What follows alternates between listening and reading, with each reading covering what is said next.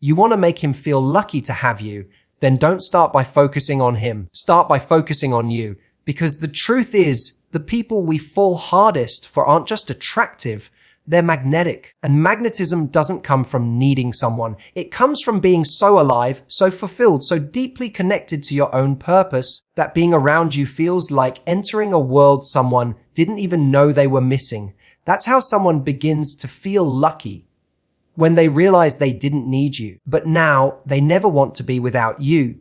You don't make someone feel lucky by chasing them, pleasing them, or proving yourself. You make them feel lucky by being the kind of woman who doesn't need convincing, who doesn't bargain with her time, who doesn't sit in the waiting room of someone else's inconsistency.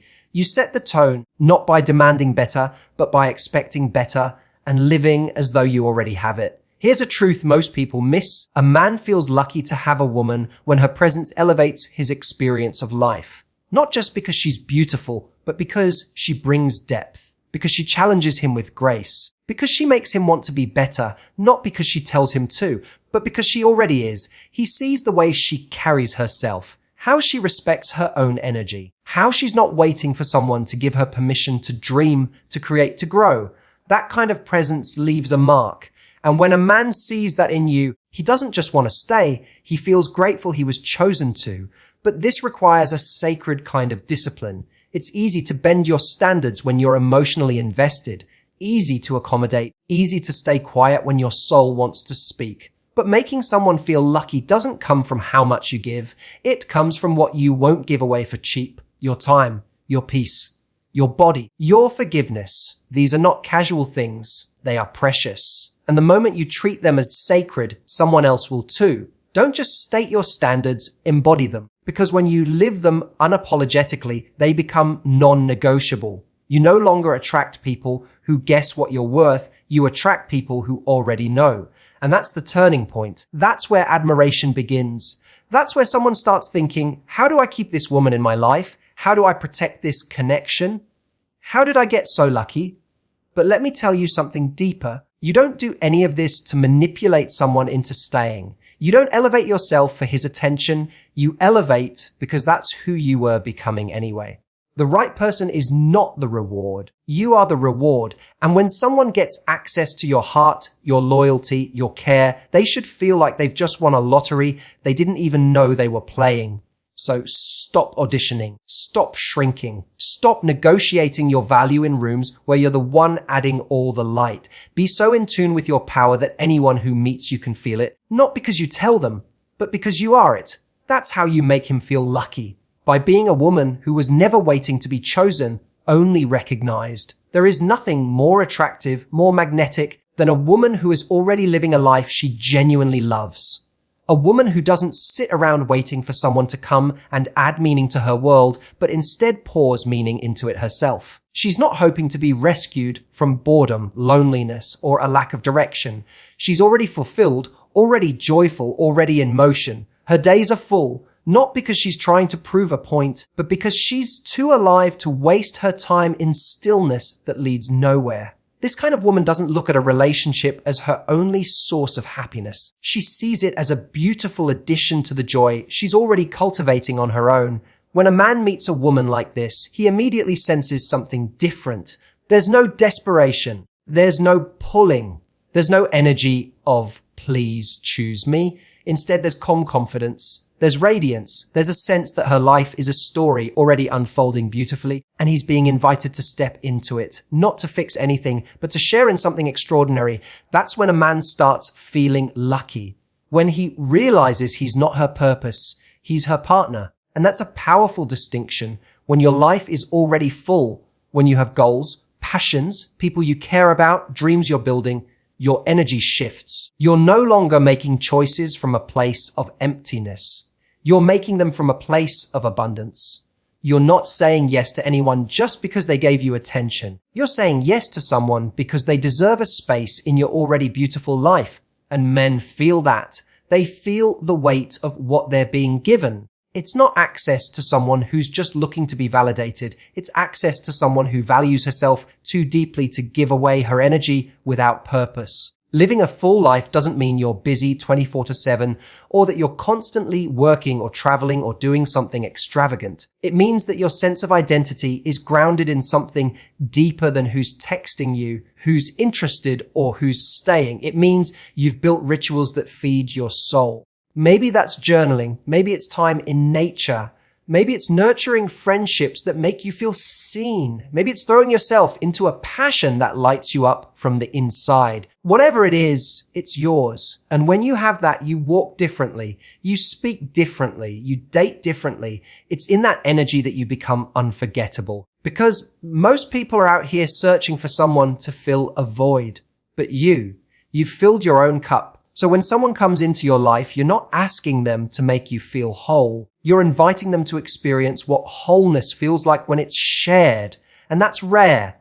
That's valuable. That's the kind of connection that makes someone feel like they've stumbled upon something sacred. The beauty of living a full life is that you become less reactive. You're not shaken by temporary distance or silence. You're not scrambling for reassurance. You trust yourself. You trust your intuition. You trust that if something is meant for you, it will stay. And if it doesn't, you won't fall apart. You'll simply keep rising because you were never waiting to be completed. You were simply waiting for someone who matches the life you've already built. That kind of inner security creates emotional safety. It gives space for connection to grow without pressure. It makes you more attractive, not just physically, but energetically. And that's what men remember. That's what they crave, even if they don't have the words for it. A woman who's not hoping to be chosen, but simply living in such a way that being chosen by her feels like an incredible privilege. There's a powerful difference between speaking your standards and living them. Anyone can say they want respect, honesty, loyalty, but those words mean nothing if your actions don't reflect them. When you embody your standards, you don't have to convince anyone of your value. It becomes self-evident in how you move through the world, in the things you tolerate, and in the boundaries you're not afraid to enforce. It's not about being aggressive, loud, or overly guarded. It's about walking in quiet confidence, knowing that what you expect from others is already something you hold yourself accountable to. When you live your standards, people can feel it. You're not out here repeating, "I won't tolerate being disrespected." You simply remove yourself when someone shows you they're incapable of giving respect. You don't waste your breath trying to explain why you're worthy of commitment. You simply don't entertain someone who can't offer it. There's no drama, no begging, no emotional chaos, just clarity, just decisions rooted in self-worth. And that clarity is rare, which is why it's so powerful. A man who meets a woman like this quickly realizes she's not playing the same game everyone else is. She's not desperate to be liked. She's not swayed by charm or temporary affection. She watches what someone does, not just what they say. She pays attention to consistency, not just chemistry. And because of that, she's harder to access, but not in a manipulative way. It's not about withholding love. It's about ensuring that love flows where it's safe to give. And that kind of discernment creates gravity. People are drawn to it because it signals self-respect, and self-respect is magnetic. When you truly embody your standards, your energy speaks before you do. You don't entertain excuses disguised as effort. You don't try to decode mixed signals. You don't lose yourself in the fantasy of who someone could be if they changed. You stay rooted in reality. You choose what's true over what you hope it could become. And that's what creates trust in yourself. You know you'll have your own back. You know you won't betray yourself just to keep someone else around.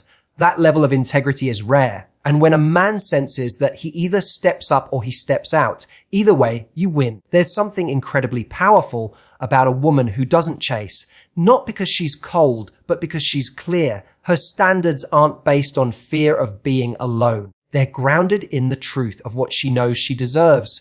She's not here to convince someone to treat her well. She's only interested in those who already know how to. And that energy forces someone to rise. Because when you meet a woman who lives by her standards, you either level up or lose her. That's the power of embodiment. It filters out the noise. It draws in what's real. Sometimes people fear that having strong standards will scare others away.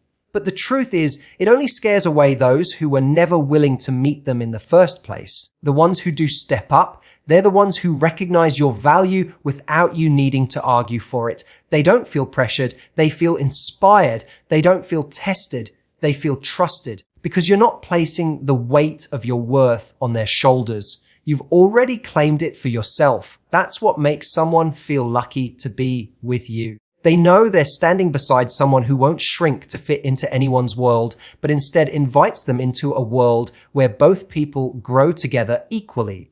In the end, living your standards isn't about being hard. It's about being honest. Honest about what you need, what you won't settle for, and who you are becoming. And when that honesty becomes a lifestyle, the right people won't just respect it, they'll be honored to match it. There is something deeply powerful about a woman who brings value to the room rather than waiting for someone to validate her presence. This doesn't mean trying to be impressive, overly polished, or constantly entertaining. It means showing up with genuine energy, emotional intelligence, curiosity, and a sense of groundedness. When you walk into a relationship or a conversation with the mindset of what can I bring, rather than what do I need to get, everything shifts. You no longer feel anxious about whether someone likes you. You're focused on showing up in a way that's real, intentional, and rooted in contribution. Validation seeking is exhausting for you and the people around you. It's a constant loop of, am I enough? Did I say the right thing?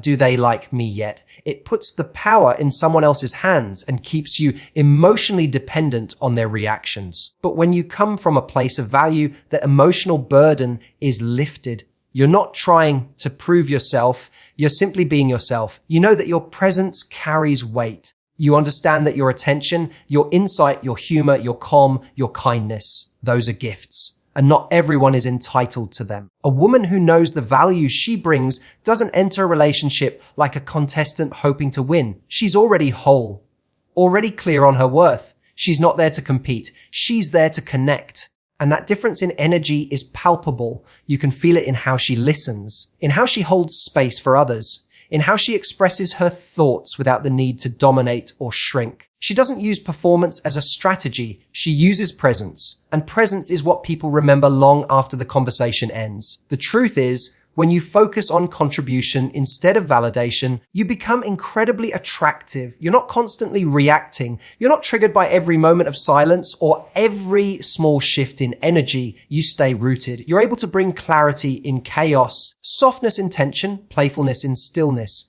You elevate the emotional environment because you're not chasing approval. You're simply expressing who you are fully, freely, and unapologetically. And that expression adds depth to every interaction. Most people are so busy trying to be liked that they forget to be felt.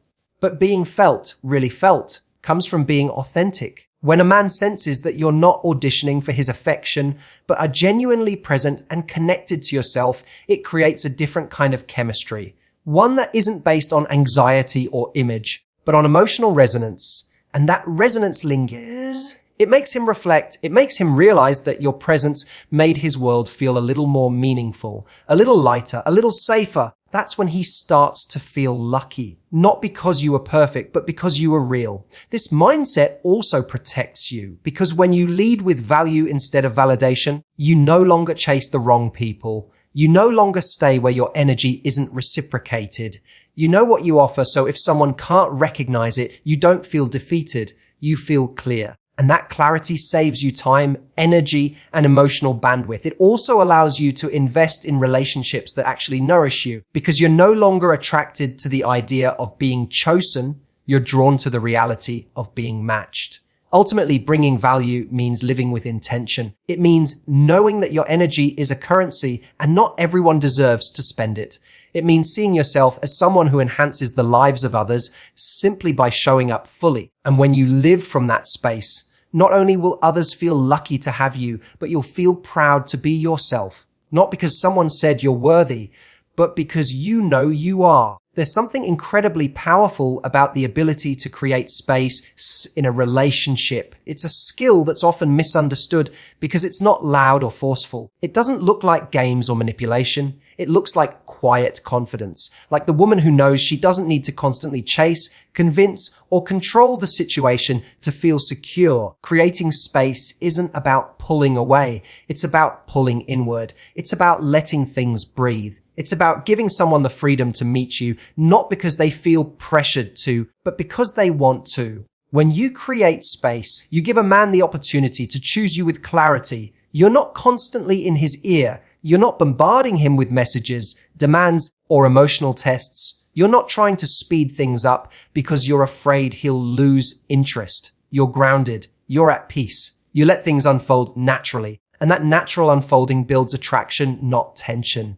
Because people value what they have room to appreciate. If someone's always in your face, always pushing, always needing reassurance, you don't have the chance to feel their absence. You don't have the opportunity to miss them, reflect on them, or realize how much they add to your life. But when there's space, there's awareness, and awareness leads to appreciation. The problem is, many people confuse closeness with control. They think that to make someone stay, they have to be constantly available, constantly giving, constantly proving. But closeness that's built on pressure creates resentment, not intimacy. When you smother someone emotionally, it becomes harder for them to see your value because they're too overwhelmed by the intensity of the interaction.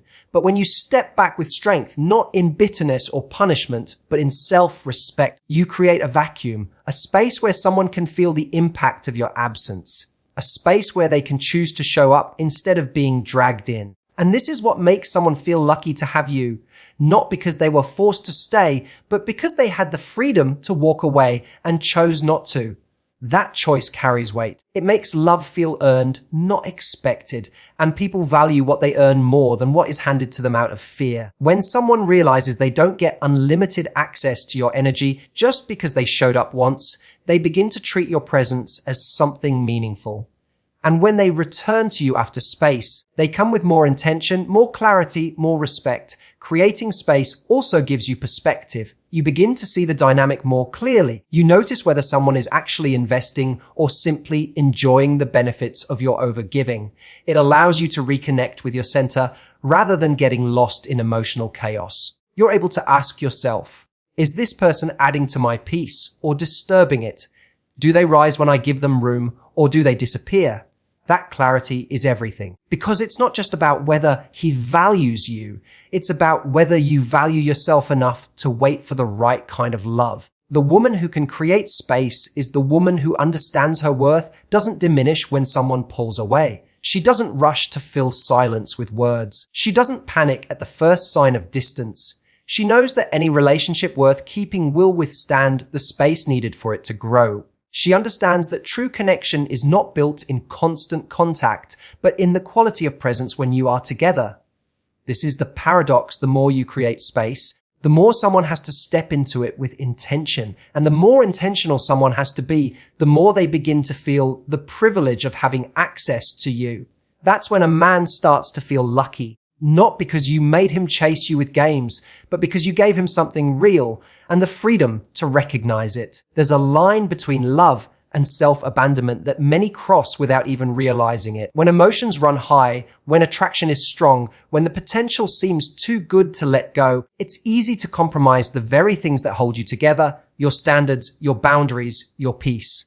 But when you learn to prioritize self-respect over emotional urgency, everything about your presence changes. You no longer move from a place of scarcity. You no longer rush decisions. You stop reacting impulsively to every feeling and instead respond with clarity. That shift is where your true power begins. Self-respect is quiet but firm. It doesn't beg. It doesn't plead. It doesn't keep knocking on closed doors. It knows that if something is healthy, it won't require you to betray yourself in order to keep it. And this matters more than people realize because emotional urgency, the feeling that you have to fix it now, that you can't lose them, that everything will fall apart if they don't text back, is a trap. It leads to choices made out of fear, not wisdom. And every time you choose fear, you chip away at your sense of worth. But a woman who values herself doesn't negotiate with panic. She doesn't let attraction override her intuition. She notices when someone is inconsistent. She recognizes when she's being breadcrumbed. And instead of chasing more moments of affection or clarity, she pauses. She leans into stillness.